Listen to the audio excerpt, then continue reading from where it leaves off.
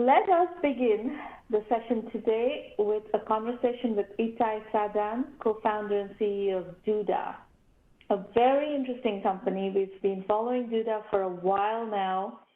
Itai, welcome back. We haven't talked in some years, so it's a pleasure to see you again and catch up. And we're going to dive into your story, both the genesis story as well as what has happened in the interim years a bit, and present your case study to our audience here. Welcome.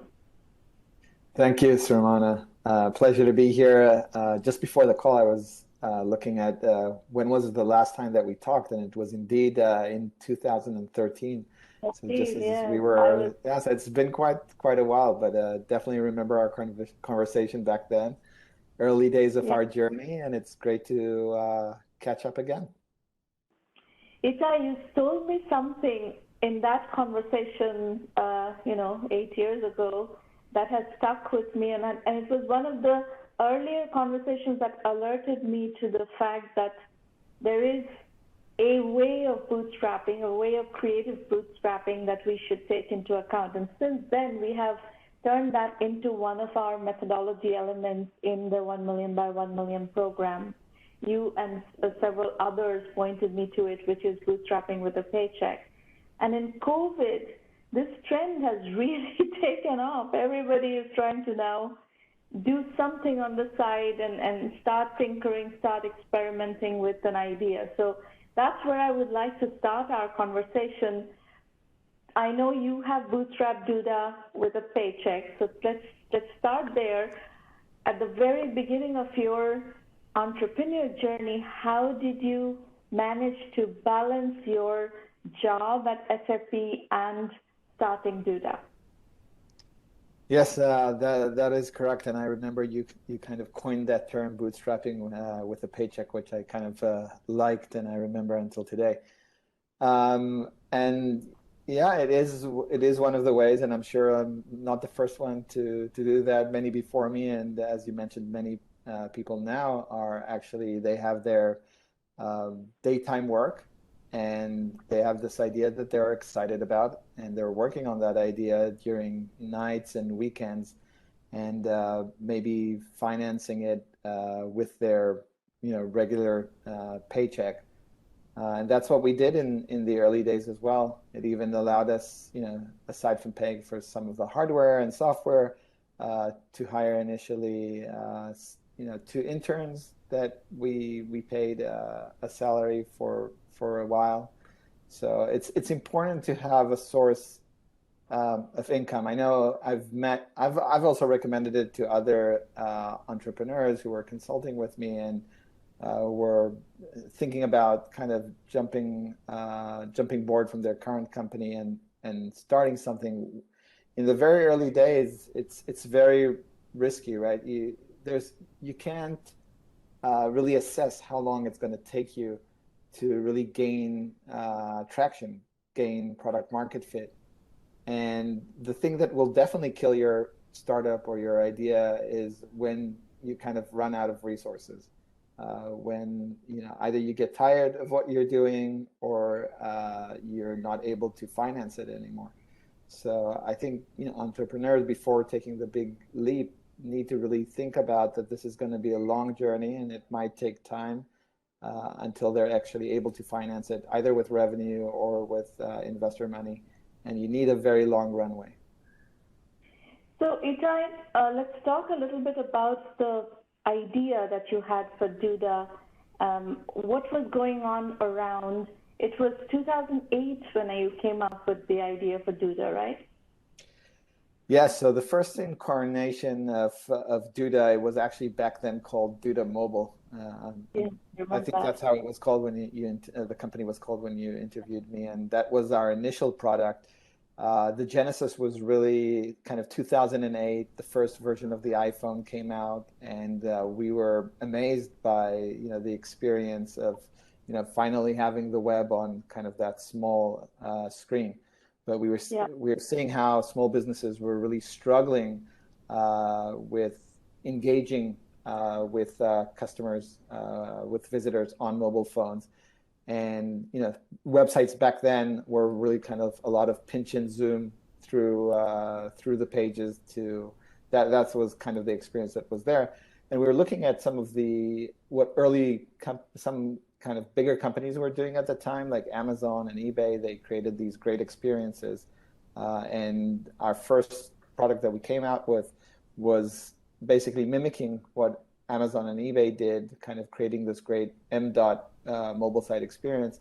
We created a pretty cool technology that took a desktop site and converted it automatically for a small business to an site without requiring them to have any, developer skill set, knowledge, or know-how. And we got a lot of traction. We got, pretty quickly, we got to quite a few, millions of sites on the platform from small businesses that really felt the pain. And your co-founding team, you had a co-founder in the beginning, right? Yes, same co-founder is still today, and very good friend that I actually know since high school, and he's the CTO. So this someone is that Amir, yeah. We both studied computer science together in university. We were college roommates, and eventually we connected again later and started Duda. And you were in Israel, then the point at which you were doing Duda, the beginning part of Duda, Amir and you were both working at SAP in Palo Alto. Yes. Yeah. It so happened that we were both working at SAP at the time in Palo Alto, and we both left SAP at the same time to start Duda. Eventually, Amir moved back to Israel, and he's here in Israel today until with the R&D team, which is almost 100 people. In the R&D team. The company has 200 people today worldwide. I've remained in the Bay Area, and I kind of run all the business aspects, sales, marketing, and so on. And do you, when you started, both of you were coding? Yes, in the early days, both of us were coding. I'm happy to say that my code is no longer in the product by now. There's much smarter engineers that joined the company since, and the product has evolved quite a bit. But in the early days, everybody did what they needed to do, and we needed to build the product. So I'm going to ask you a few questions that come up a lot in our conversations from the audience. One is, did SAP know that you were starting a company on the side?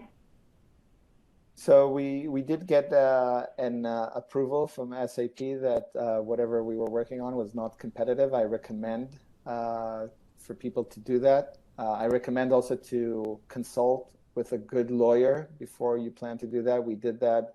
Make sure that you really kind of divide between the things that you do for your company. You need to dedicate the time that you're required to do to your daytime job, and make sure that you're working on your spare time with your own hardware, with your own software, with your own resources. And we consulted with a good lawyer that helped us set it up. So I think that's really important, and good that you brought that up. Yeah. And talk about validation while you were still at SAP and building this product. How did you validate that this is something that customers were going to pay for?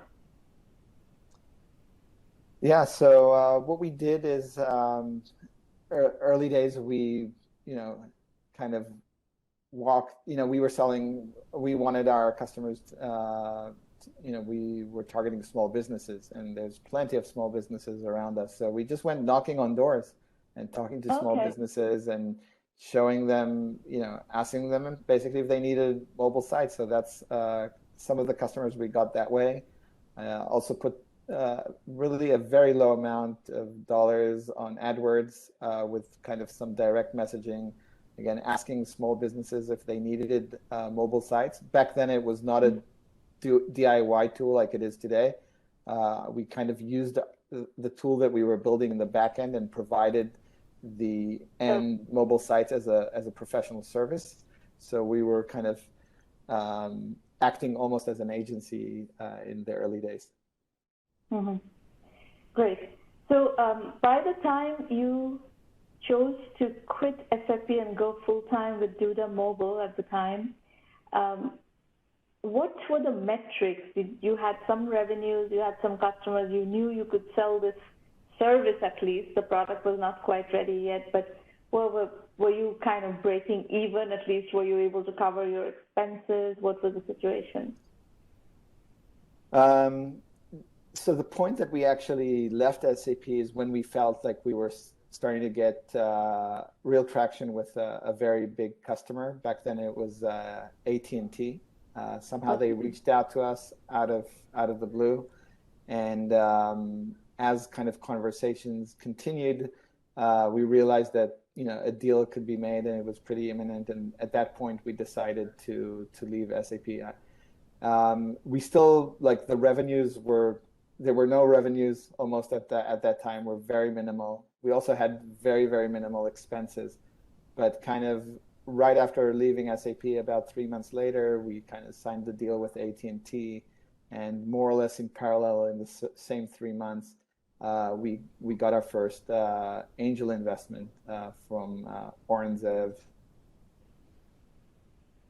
So, the thumb rule for me, after looking at many, many case studies, including yours, is validation is the operating principle of bootstrapping with a paycheck. There are a lot of ideas that actually don't validate. You can come up with an idea, you can even write code, but there is no guarantee that customers want your product. So it's really, you need to understand that customers want your product, and that's the validation that you should aim for.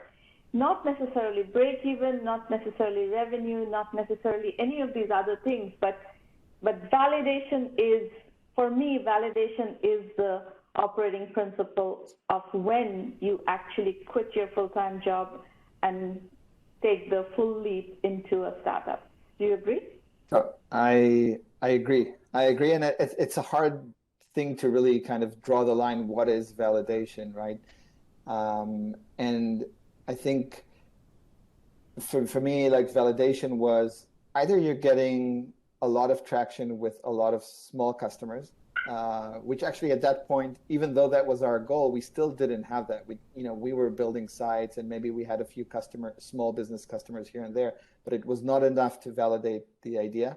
Actually, AT&T itself was the validation. So if you're not getting a large volume of customers, you need to get, I feel like a really big customer, And the moment that you have validation, it's when investors get interested.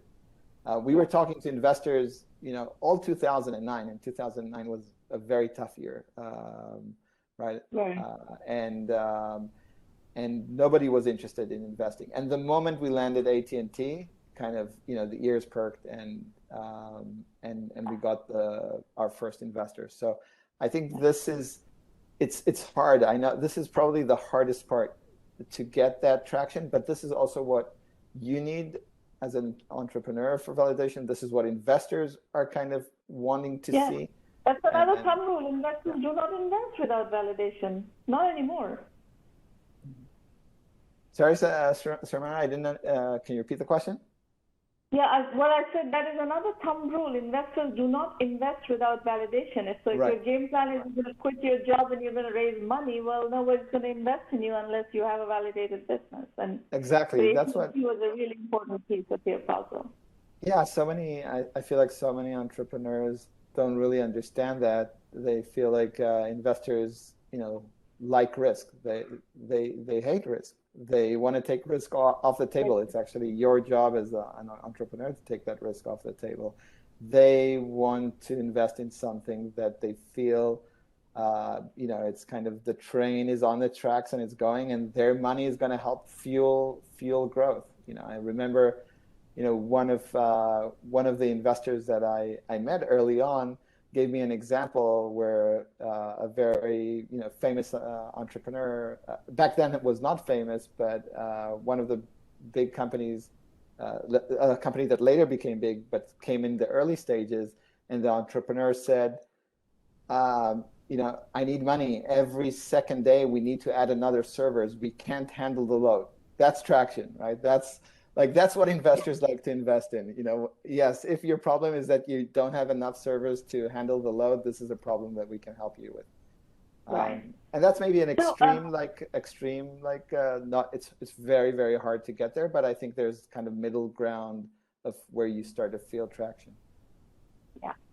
So, Itai, if you are indicating that you very early on you faced the positioning shift, you were thinking that you were going to cater to lots of small businesses, and here you are, AT&T is calling you, and AT&T wants to buy your product. So, did that make you switch the business to an enterprise business?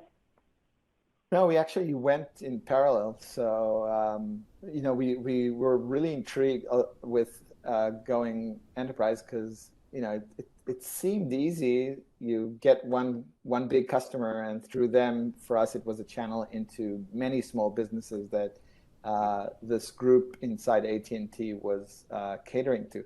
But then we discovered that getting kind of the second, third, fourth AT&T was very, very difficult. So I think we were a little bit lucky there. The Yeah. good thing is that we went in parallel. We continued to grow our, eventually we made our product a DIY where, small businesses worldwide could access our product and use it. Today, our product has evolved quite a bit. It's a fully responsive website builder for web professionals. So we started mobile, we kind of became fully responsive. And now we've kind of even honed in not just businesses, but web professionals, web designers, digital agencies, people who are building websites for small businesses. But we were always kind of both, and we continue to do enterprise deals today. We have about 50, I would call them enterprise-grade customers, and we have over 17,000 small agencies, freelancers, web designers using our product. And the 50 large enterprises operate as your channel partners? Yes, that is correct.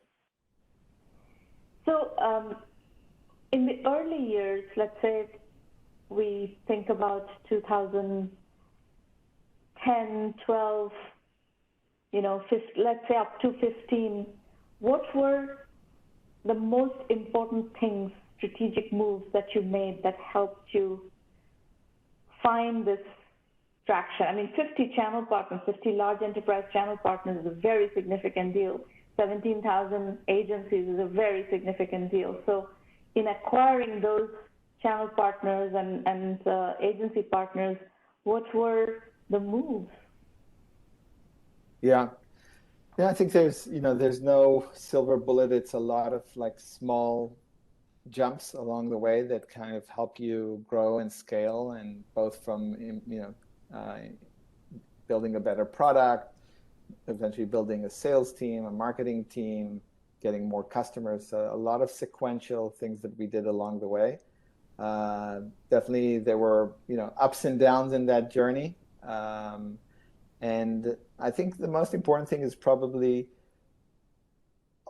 maintaining that product market fit all through the years. Our market shifted in certain ways. As I mentioned, we started with mobile sites, and suddenly we discovered, our end customers were not interested in building just mobile sites and separately tablet sites or desktop sites. They wanted to build it once, it runs everywhere, and we needed to reinvent ourselves and build a new product, which was a responsive website builder that where you basically build it once and it runs on all devices.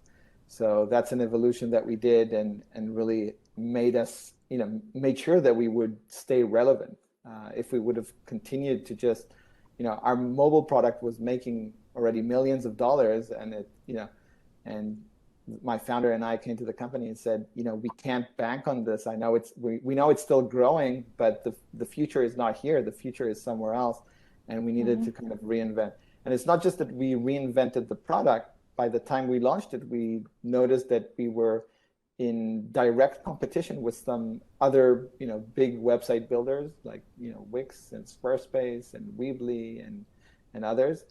And we needed to find ourselves again. And this time it was like deciding what's unique about us, what's our differentiation, what's our reason to exist in this market. And that's when we honed on the web professionals, the web designers, the more advanced type of users. So also that question, the product market fit changes from both sides, both on the product side, both on the market, with a continuous question of who is my customer, right? I think that's probably one of the hardest questions to an entrepreneur is like, who is my customer? Because that question all the time evolves. It never stays the same. So when did you zero in on the more advanced customer, which is the agencies and the web developers, more sophisticated web developers, which definitely differentiates you from the Shopify's and the Wix's of the world? When did you come to that conclusion and implement that into your execution strategy? Yeah, that happened in around 2015. So as we were launching our our second product, the responsive website builder, we thought we would be the first to market with a fully responsive website builder. It's not that we didn't know that the competition would possibly be there. It took us a lot longer time than we thought to develop it. And by the time we came out to market, Wix and others already and added mobile. They came from the desktop space, so they had mobile. So we at that point we understood, okay, we need to hone down on who our customer is, and we were looking at our user base, and about 50% of them were these small businesses. The other 50% were these web designers, digital agencies, more of advanced users, and that segment was growing faster than small businesses for us. We felt we understood them better. I think we're kind of coming from more of an engineering background. We like to build more sophisticated stuff for a more advanced user. And we just made the decision in 2015 that we are going to become a company for web professionals. From that day on, we didn't spend $1 on acquiring a small business anymore. We said we're only going to be focusing on these web professionals, and that brought a lot of focus and a lot of clarity to the company that helped propel the company forward from 2015 to where it is today. Because from that moment onwards, marketing knew how to, at what level to message. Sales knew who their customer was. R&D knew which features to prioritize. Up until then, we were kind of, we were torn between these two types of users, where small businesses were asking for simplicity, and the advanced users were asking, give us more complex, more flexible features. So it really helped the company to choose kind of the customer type. And how does the financing strategy overlay on these evolutions? You raised your first angel round on the basis of the AT&T deal and catering to small businesses. AT&T was going to be a channel to cater to small businesses. What were the next financing rounds? And before 2015, before you make this major shift, what were the financing rounds? Yeah, so we had multiple rounds all along, right? We were already 11 years, and in these 11 years, we had multiple rounds. Initially, we did a seed round and an A round in kind of, I would say, 2010, 2011, 2012, we already did our B round. So by then, we were already getting close to maybe getting just shy of 10 million. In revenue? And then 10 million that we take 10 million raised, and revenue probably revenue was more or less around 6 million. But then we started hitting some of these challenges of moving between products, moving between customer bases, and for about 2 years, between 2014 and 2016, revenue stayed flat. Those were pretty difficult years. We couldn't raise outside investments, so we had the support, and thankfully we had the support of our existing investors, who were great. I think people who were inside the company saw how the new product was starting to gain traction, but it was still very early traction. When you're making kind of already $6 million in a product that you think does not have a future and is starting to decline, and on the other hand, you have a new product that is starting to accelerate, it's kind of, these trade-offs are causing top line to stay flat. But people internally were excited about the new product, and they believed in the new product. And eventually by 2016, our new product was more than 50% of revenue, and kind of we knew that we were out of the woods at that point. And I think in our next round was, if I'm not mistaken, maybe a I think our next big round, we still did a couple of inner rounds, but and then we brought in our C round in 2019. But by then by 2000 kind of 17, 18, 19, nobody was kind of thinking about the old mobile product. Everybody had their eyes on kind of the new product. The agency product. Yeah, and today like we've sunsetted the older product. And how long did it take for the revenue to get back to a super growth stage that enabled you to get to a Series C financing? Yeah, by then we were, way above the numbers that I mentioned earlier. So we were now, business was accelerating. Remember, 2014, 2016, almost no, single digit growth. Getting out of 2016 into 2017, 18, we were now like, growing 30, 40% year over year. So okay. It's like it was a different ball game.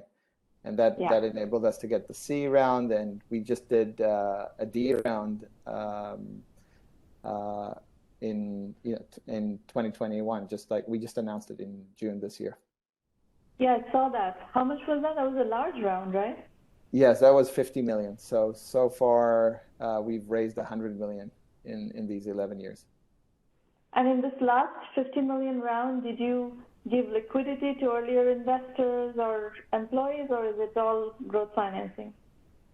The majority of it is growth financing. Growth financing. Okay. So, and what are the metrics right now? You gave us some metrics, 17,000 agency partners. Any other metrics? Revenue numbers, customer, site numbers, whatever you're comfortable with. Yeah, well, I can share that we have now 1 million sites on the platform. 1 million sites. And this is 1 million paying published sites. And are you getting close to an IPO? What is your thinking? It's been a while you've been doing this. Right. Yeah, we definitely have our eyes set for it. I think it's still a little bit early, so nothing planned for right now, but I think we could be there in probably 2 to 3 years. Great. And how are we doing on time? I know you have to run. Do you have a few minutes? Yeah, I can go a few more minutes if you have additional questions. I have one major point that I want to explore before we adjourn. Yeah. Repeatability. So there are two things that you've done, which I'm sure have a major impact on your growth rate, which is, one, you have been able to repeatably acquire agency customers. Two, you've been able to repeatably acquire large enterprise channel partners. Could you talk a little bit about your marketing and sales strategy and process that has enabled that repeatability? Yeah.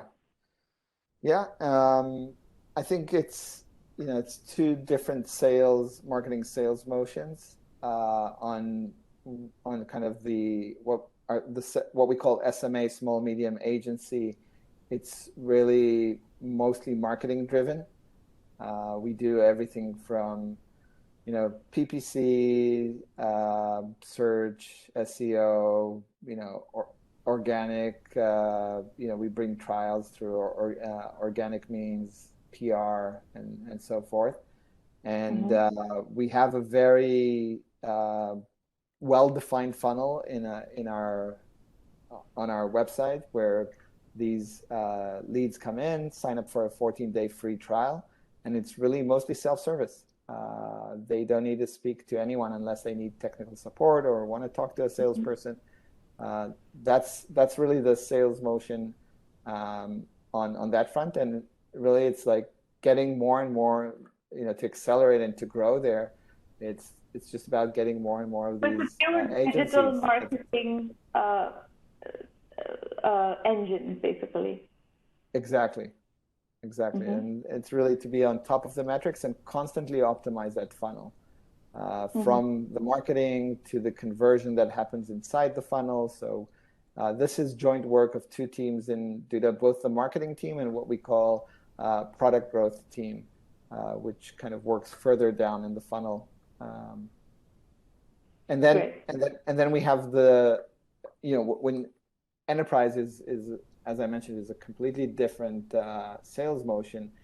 That's where you have to have salespeople, Yes. BDRs, salespeople, sales engineers, account managers to be able to acquire enterprise grade companies.